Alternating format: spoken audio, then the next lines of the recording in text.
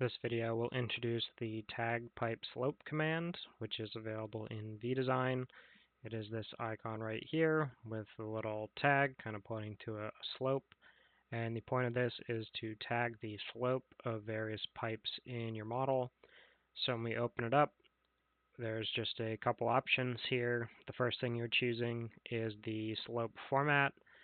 So for those of us using inches and feet, we have a inches per 10 foot with half inch, quarter inch, and eighth inch accuracy.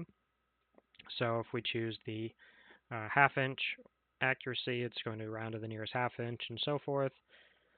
So once we choose the type of tag we would like to use, we can either manual place or easy place. So we can manually place it, so it'll queue it for you to manually position where that tag actually is, or easy place just drops it in the center. So if I run the easy place option, you can see it will just tag starting at the center of the pipe that you pick on, the slope for that pipe, and you can see that in this instance they're all half inch per 10 foot because I'm using the half inch accuracy.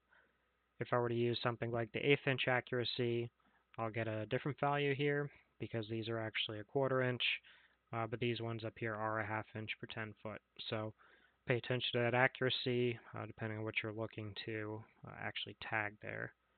If you want to do the manual place, it's the same workflow. You just pick on the pipe you want to tag, and you just drop it in there however you'd like. It's just queuing up that tag for you to place. But it is a little bit more work. You could obviously come in and modify these other tags or kind of drag them around if you'd like as well. That introduces our tag pipe slope utility in vDesign.